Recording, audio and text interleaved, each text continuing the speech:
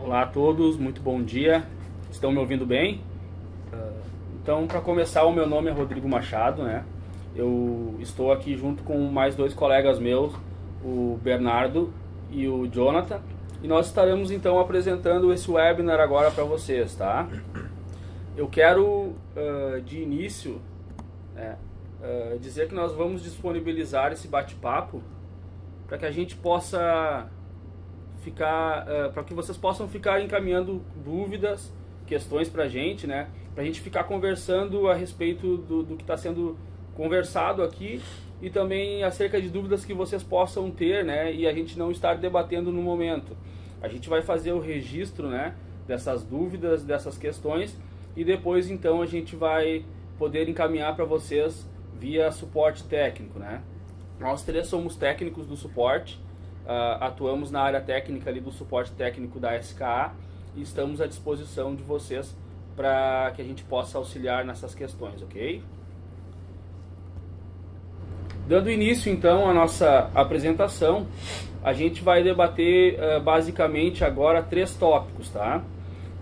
Nós vamos começar pela apresentação do Jonathan, que vai estar falando sobre instalação, né? Basicamente, como é que a gente corrige alguns problemas e evita alguns problemas futuros a respeito de utilização do EdCAM, tá?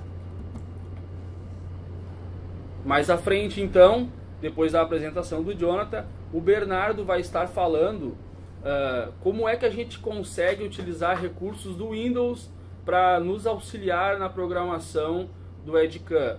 Como é que a gente pode usar o Windows como auxiliar para que a gente possa melhorar a performance e evitar problemas de travamento da nossa programação com o EdCAM. E na última parte então da apresentação, né, eu vou estar falando como é que a gente consegue agregar esses conhecimentos que os colegas passaram e utilizar configurações do próprio software para melhorar essas performances e evitar problemas com a programação do EdCAM, certo? Vou passar agora então a palavra para o Jonathan, ele vai dar prosseguimento ao webinar. Bom dia a todos, meu nome é Jonathan Crone, trabalho no suporte técnico da SKA com o software EdCAM e vou passar para vocês a questão da etapa de instalação e configuração do EdCAM.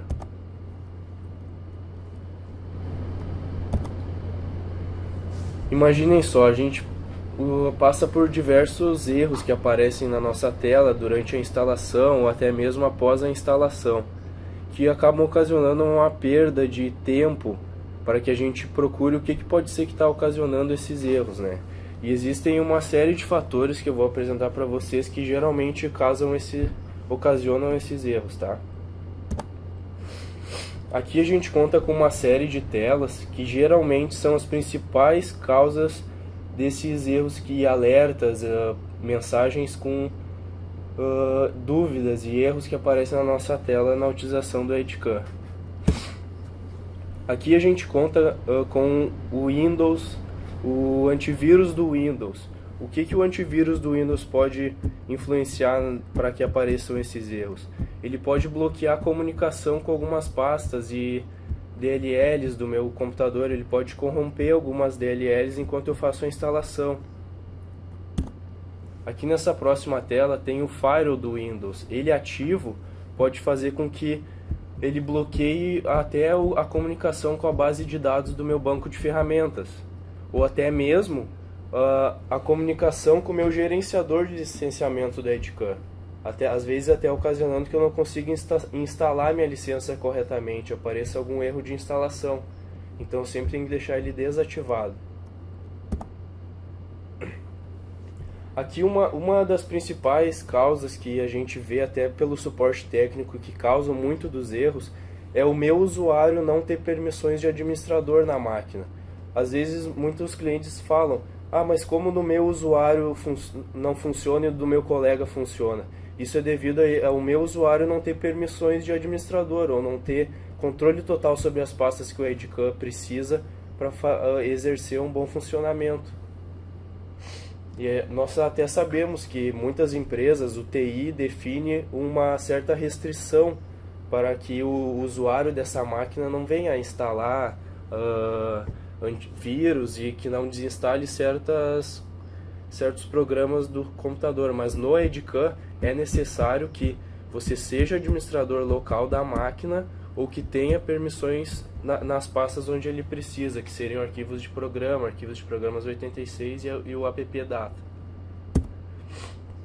Nessa outra tela aqui mostra a questão do controle de contas do usuário. Se eu deixar ele em um nível elevado, pode ser que durante a minha instalação ele apareça mensagens dizendo para mim confirmar se eu quero realmente instalar certo arquivo, vai aparecer para mim dar permissões em certas pastas e isso pode nos atrapalhar no processo de instalação.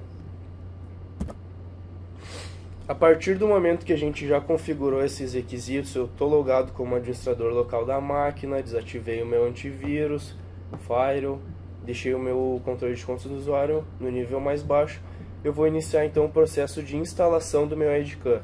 Eu vou mostrar para vocês um processo até bem simples e como a gente pode fazer uma instalação correta e limpa.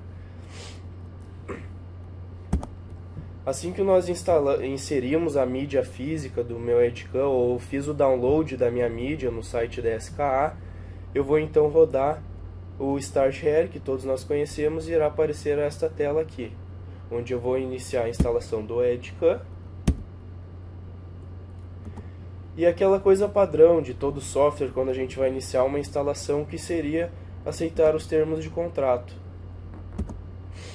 Aqui que vem a questão que eu quero mostrar para vocês como a gente pode personalizar a minha instalação. Como eu posso deixar ela mais limpa e rápida, sem que ocorra erros futuros, tá? Por exemplo, o Edcam ele agrega diversos módulos a mais, digamos assim. Por exemplo, o Part Modeler, o editor de CNC do Edcam mesmo. E caso eu não venha utilizar, eu posso desmarcar essas opções, porque isso vai fazer com que até livre um pouco de memória do meu computador e a instalação seja mais rápida. E caso vocês não saibam o que certas coisas significam, vocês podem nos contatar. Aqui vem a questão de configuração do ambiente de usinagem. Como eu vou iniciar o meu Edcam? Por exemplo, se alguém do TI não tem conhecimento de usinagem, aqui ele pode até fazer meio que um gol contra para vocês. Como por exemplo, se eu inicio o meu Edcam, ele sempre inicia no modo de fresamento, mas eu só tenho uma licença de torneamento, só programo em torneamento. Isso é definido a partir da instalação. Então é aqui que eu vou definir como eu vou iniciar. E por exemplo, as minhas peças estão vindo todas em polegadas. É na instalação também que eu defino se eu vou iniciar com modo de fresamento, ou torneamento, ou métrico, ou em polegada. Assim que eu já configurei o que eu quero instalar e já defini o modo que eu quero iniciar, eu posso dar então início à instalação. Aqui tem uma tela que eu quero mostrar para vocês que é normal acontecer do instalador abrir diversos scripts de DOS e outras pastas, mas ele irá iniciar e depois finalizar. Assim que ele concluir a instalação, tá? Demora alguns minutinhos, mas até para a gente fazer uma apresentação mais breve, a gente está passando. Então aqui, assim que concluiu a minha instalação, eu posso deixar habilitada a opção de visualizar ou não o What's News, tá? Que seria as melhorias e correções que foram feitas nessa nova versão. Vou dar um concluir. Beleza. Como se trata o Edcam, como ele se trata de um software estrangeiro, tá? De uma empresa estrangeira, que seria a Vero Software, por padrão ele já vem no modo de tradução, ele já vem no modo inglês, tá? O modo de linguagem dele é inglês. E como nós da SKA alteramos a mídia para ela já ter um setup que vai rodar a tradução do Edcam na instalação, muitas vezes até não é necessário, mas caso ela não traduza para o idioma correto, eu vou mostrar aqui para vocês como a gente faz a tradução do Edcam, tá? Então é um processo bem simples. Ele já, dentro da mídia, ele já instalou a minha tradução lá, e instalou o idioma em português, só que ele ainda está aparecendo em inglês. Então o que eu preciso fazer? Sobre o launcher do Edcam na minha área de trabalho, eu vou clicar com o botão direito e vou executar ele como administrador. Executando ele como administrador, vocês podem reparar que o launcher ele realmente está todo em inglês. Então eu preciso entrar nas minhas configurações, settings, e dentro de configurações eu vou ir na minha aba linguagem e vou definir o idioma que eu quero trabalhar com o Edcam, que seria português. Vou dar um OK e vou finalizar. A partir do momento que eu abrir o meu Edcam novamente, ele já vai estar com todos os recursos em português. E onde eu posso procurar novidades, uma mídia de instalação nova, onde eu posso procurar alguns históricos de atualizações, seria no portal da SKI, que caso vocês não tenham o usuário e senha, vocês podem nos contatar depois, que a gente vai estar passando o usuário e senha para vocês terem onde procurar esses recursos, tá? Então eu procuro com a minha palavra-chave, por exemplo, eu tenho a mídia do Edcam na versão 2017, procuro 2017, produto Edcam. E é lá que eu vou ter acesso a todos os recursos do software. Então seria basicamente isso, eu mostrei para vocês o que a gente precisa tomar cuidado antes de iniciar a instalação do Edcam, como a gente pode personalizar a instalação para que ela seja mais limpa e correta, e como a gente faz a tradução do Edcam. Agora eu vou passar para o Bernardo, que ele vai mostrar para vocês como fazer alguns ajustes no Windows para melhorar o desempenho do Edcam.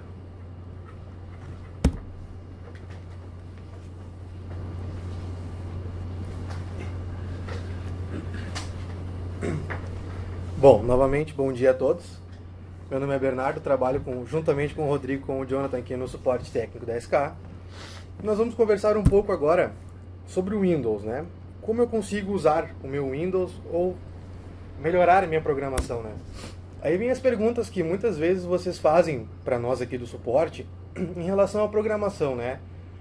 Suporte, como eu consigo melhorar a minha programação? Como eu consigo utilizar menos tempo de programação, né? Para gerar uma programação em si boa, porém reduzindo o meu tempo.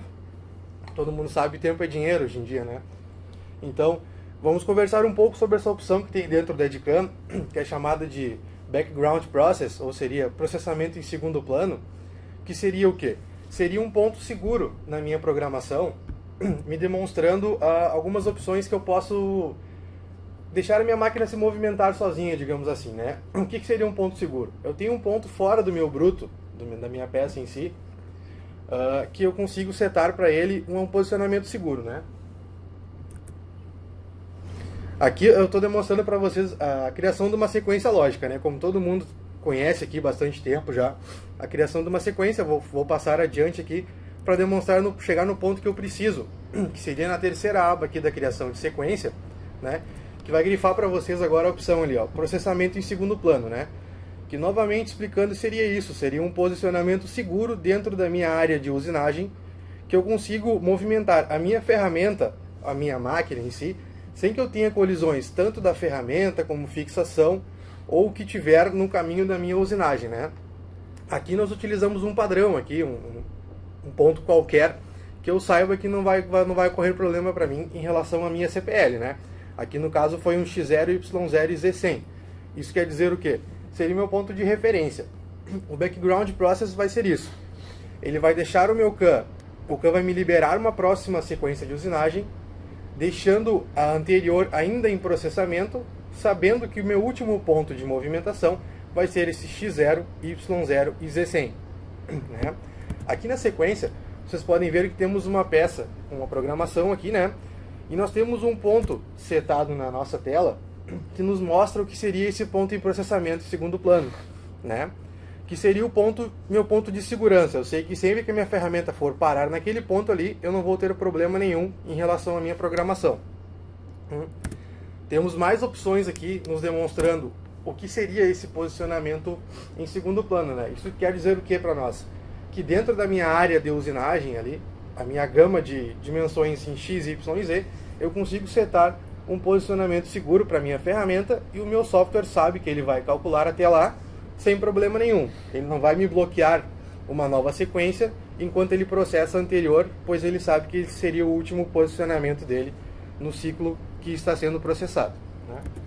Temos aqui uma terceira opção também nos demonstrando um posicionamento, né? Aqui no caso seria um ciclo de 5 eixos, né? Avançado, simultâneo, e ainda assim temos um ponto de processamento paralelo também, para que o software consiga me liberar novas programações enquanto processo o meu caminho de ferramenta, né? Aqui nós temos na tela uma opção que foi criada, foi uma sequência criada, uma usinagem paralela, né, para fazermos um acabamento nesse nosso molde. E como vocês podem ver, o acabamento, para quem programou, não ficou legal, né? Foi feito uma programação, o programador em si não gostou, o acabamento não ficou legal. O que vai ser feito? Vai ser feito um cálculo novamente. Aí que está a opção que eu quero mostrar para vocês. Na nossa árvore de sequência, vocês podem ver a opção número 22 ali, a usinagem paralela, na esquerda, que ela está com uma barrinha verde carregando, né? Esse carregamento ali que nos mostra o que seria o background process, né? Seria, ele está carregando a minha usinagem anterior, foi recalculado meus parâmetros de corte, parâmetros de usinagem e utilização da ferramenta, me liberando a sequência posterior, sem que eu precise ficar esperando a anterior ser carregada. Pode ser que ela leve 1 minuto, 2, depende do teu caminho de ferramenta, da porcentagem de ferramenta que tu vai utilizar por passadas, né? E ele não está me trancando o meu EdCam para mim poder fazer uma próxima sequência, né? Agora sim, ó, eu terminei a minha sequência anterior, já fiz o resto de acabamento também, né, que está escondido, deixamos só a usinagem paralela para demonstração aqui. E vocês podem ver que eu consegui fazer 2 sequências no tempo que ficaria pensando somente a anterior, né? Então isso nos dá um ganho de tempo. Aqui eu quero demonstrar para vocês na tela o que seria essa opção, né? Vocês podem ver no fundo está um pouco translúcida a imagem. Tínhamos uma usinagem paralela também e foi criada uma furação após isso, enquanto o cálculo está existindo. E o cálculo vai ficar no nosso canto inferior esquerdo do Windows, nos mostrando ali, ó, um processo rodando em segundo plano. Isso é demonstração do CAN. Além da barrinha verde que ele mostra carregando o cálculo dele, ele vai avisar no nosso computador, na barra do Windows, que tem um processamento em segundo plano enquanto tu está fazendo a tua próxima sequência de usinagem. Aqui nós temos uma imagem gráfica bem boa demonstrando. Temos um molde, né, com inúmeros features, com características diferentes, cavidades, furação, em si temos inúmeras, e nós temos 3 ciclos sendo carregados aqui, como vocês podem ver na imagem, né, nos mostrando o que? Eu tenho N opções para poder fazer a usinagem em relação ao processo em segundo plano. Eu tenho que saber o quanto o meu computador vai aguentar, na verdade, quanto ele consegue processar, né, de processos em segundo plano. Aqui nós temos 3, temos um desbaste, um acabamento e um acabamento de áreas planas, né? Ah, tu vai me perguntar assim, tá, eu tenho um computador octa-core, quad-core, ele vai dividir os processamentos conforme tu tem as sequências. Se tu tiver 8 sequências ali e ele conseguir somente calcular 6, ele vai calcular as 6 primeiras, vai deixar as outras 2 em espera até que ele processe as anteriores. Nos demonstrando que não é somente com o acabamento, com o desbaste, com um acabamento de áreas planas. Qualquer ciclo que tu for utilizar enquanto o anterior está em processo de segundo plano, tu vai conseguir trabalhar normalmente com o CAN, sabendo que ele está processando o anterior, porém te liberando a opção de fazer um novo sem que tu perca tempo, né? Esperando que o processo anterior termine de ser processado. Bom, de minha parte era isso. Eu queria mostrar para vocês essa opção que podemos utilizar o nosso computador de uma melhor maneira, de uma melhor forma, né? Espero que tenha ajudado alguns que necessitavam disso. E agora eu vou passar a palavra para o Rodrigo, né, que vai falar com vocês um pouco de como utilizar, além do Windows, né? Depois da instalação bem feita, de utilizar o Windows da melhor maneira possível, como o EdCam também pode nos ajudar nessa questão de melhoria de processo.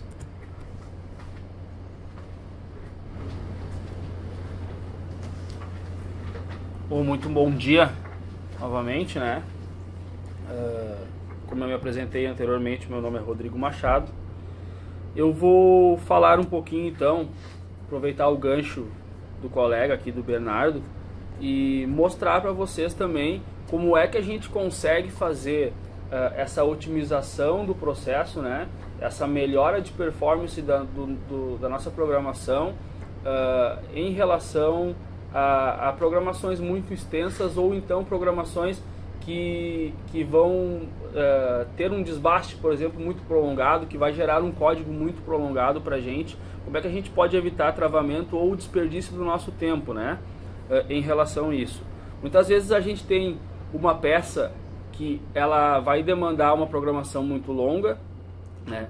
E esses processamentos, mesmo que sejam em segundo plano, eles vão nos tomar em algum momento o nosso tempo, né? E para a gente evitar de ficar travando o computador, de ficar utilizando no nosso tempo de programação esses recursos, a gente tem uma opção que vai nos permitir deixar utilizar esse recurso, esse processamento depois, né?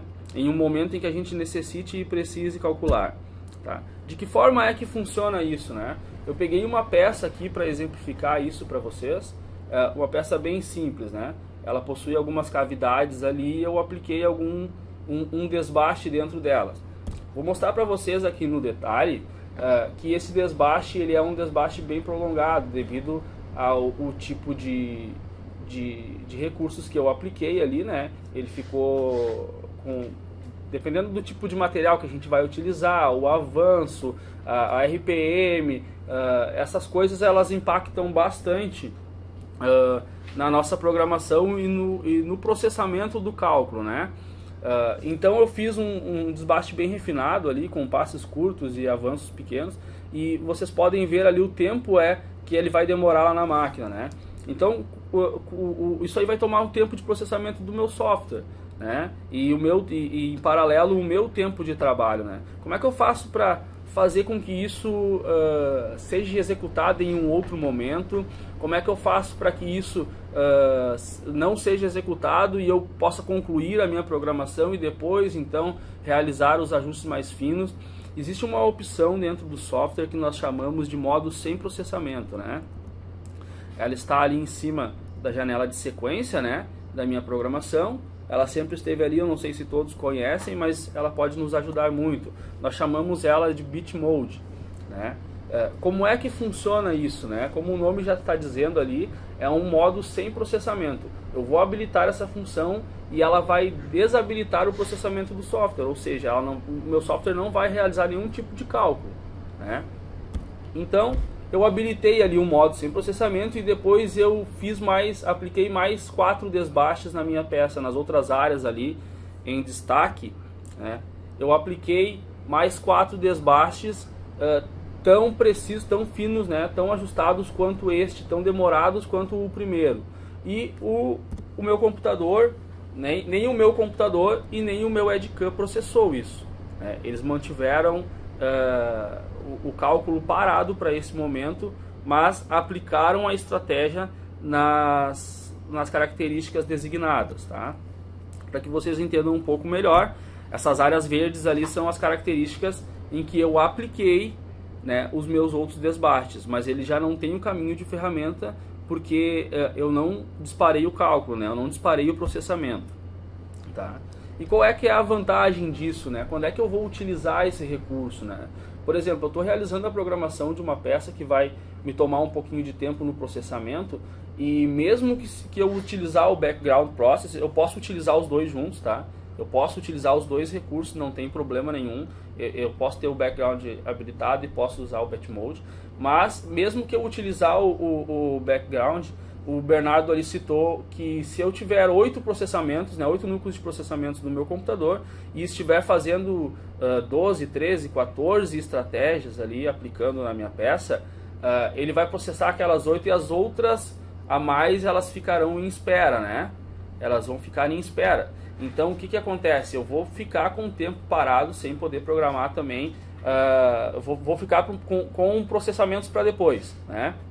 Eu vou continuar minha programação, mas o processamento vai ficar depois. Com o Bit Mode é a mesma coisa, né? Eu vou continuar minha programação sem o processamento e quando eu tiver um tempo livre, por exemplo, eu vou ir para o almoço, eu posso disparar o meu processamento, o cálculo de processo, Eu terminei uma programação de uma peça muito longa e meu turno acabou da empresa, eu posso disparar o meu cálculo e no outro dia, quando eu retornar, eu ter a minha peça processada, né? Então são momentos assim que a gente livra tempo de trabalho, né, com processamentos desnecessários, né?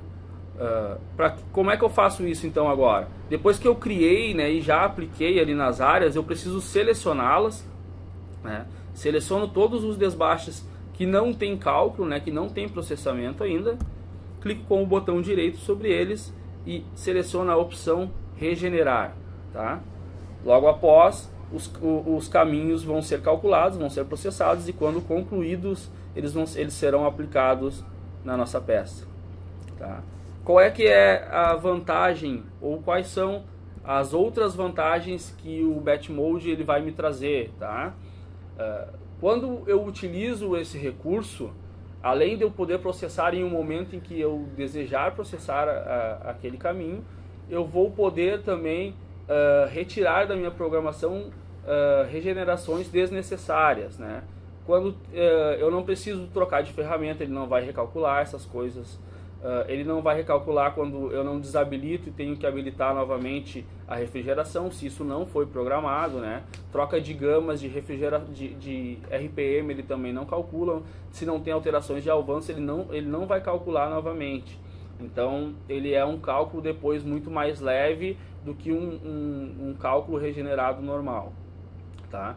O que isso agrega também para mim, né? Eu faço uma programação com o Batmode habilitado e eu tenho, por exemplo, nessa peça aqui que vocês viram, que eu demonstrei ali, eu tenho um tamanho final do meu arquivo ali de 800K, tá? E se eu não tivesse habilitado, né, eu fiz depois essa programação de um modo normal, né? Vejamos que é uma peça simples, né? Isso aí é equivalente ao tamanho do seu arquivo, tá? Essa diferença ela é muito significativa. Eu fiz depois a programação sem o Batmode e olha o tamanho ali, né? 6,66 megas, né? Se a gente for calcular isso, vai dar uma diferença de 88,21% no tamanho do arquivo calculado com o Batmode habilitado, tá? Então, só para que vocês vejam essa diferença e o que foi que a gente conseguiu conquistar com esse recurso, foi um processamento no tempo em que eu precisar ou que eu desejar, né?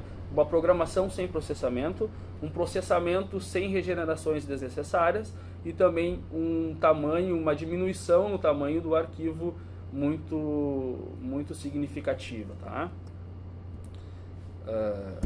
Agora, como a gente havia combinado, tá? Como a gente havia no começo ali eu tinha conversado com vocês, nós temos aqui um momento em que a gente vai responder algumas perguntas, né? Vocês podem ficar à vontade para nos encaminhar algumas, nós já temos algumas aqui, né? E dúvidas que vocês têm, né? Durante o processo normal de vocês de trabalho, dúvida que vocês tiveram sobre essa apresentação, e isso nós vamos tentar responder algumas aqui e vamos responder também outras via suporte. Depois a gente vai encaminhar isso para o suporte, vamos abrir chamado, vamos entrar em contato com vocês e vamos encaminhar esse material para vocês, tá?